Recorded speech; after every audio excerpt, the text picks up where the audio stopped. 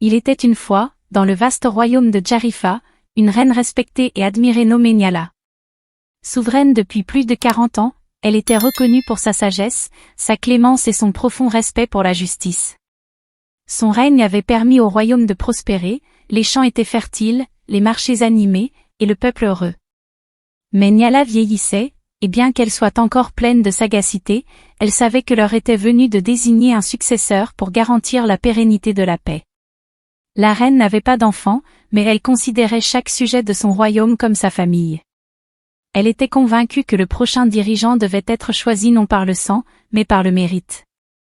À cette fin, elle convoqua les conseillers du royaume et leur annonça son projet.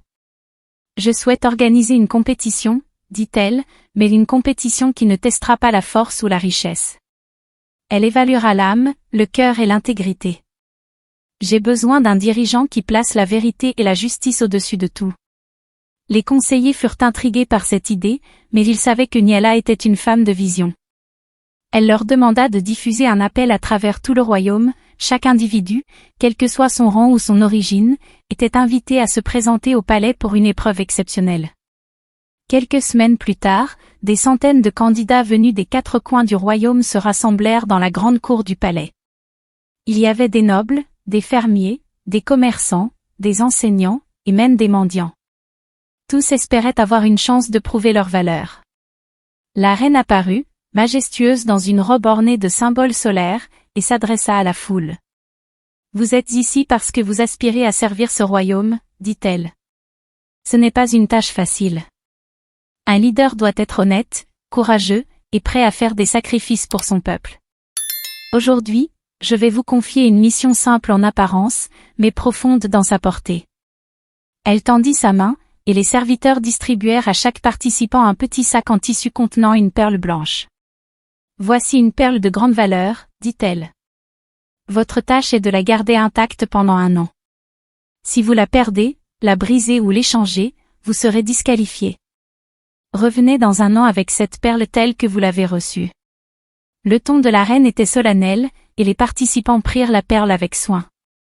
Mais beaucoup se demandaient, pourquoi une mission si simple pour un enjeu aussi grand? Certains pensèrent que c'était une épreuve de patience, d'autres y virent une manière d'évaluer leur dévouement.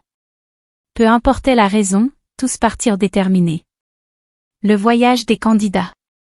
Parmi les participants se trouvait Fatih, une jeune femme modeste vivant dans un village isolé. Orpheline depuis l'enfance, elle était connue pour sa bonté et son honnêteté. Fatih n'avait pas les moyens de rivaliser avec les nobles ou les riches marchands, mais elle avait une détermination sans faille. Elle garda la perle dans un petit coffret en bois qu'elle portait toujours sur elle. Les mois passèrent, et les candidats furent confrontés à diverses tentations et difficultés. Certains perdirent leur perle par accident, d'autres l'échangèrent contre des promesses de richesse. Quelques-uns tentèrent même de fabriquer une réplique pour tromper la reine. Mais Fatih, fidèle à elle-même, protégea sa perle avec soin. Un jour, alors qu'elle traversait la forêt pour rendre visite à un village voisin, Fatih entendit des cris de détresse. Elle découvrit un jeune garçon blessé, à peine conscient. Il avait été attaqué par des voleurs et était gravement déshydraté. Fatih savait qu'elle devait agir vite, mais elle n'avait rien pour transporter de l'eau à part son coffret contenant la perle. Elle hésita un instant. Briser la perle signifierait échouer au concours, mais laisser le garçon mourir était inconcevable. Fatih prit une décision, elle brisa la perle, utilisa le coffret pour puiser de l'eau et sauva la vie du garçon. Le jour du jugement. 1 an s'écoula, et les participants revinrent au palais. La grande salle était remplie de candidats exhibant fièrement leurs perles intactes.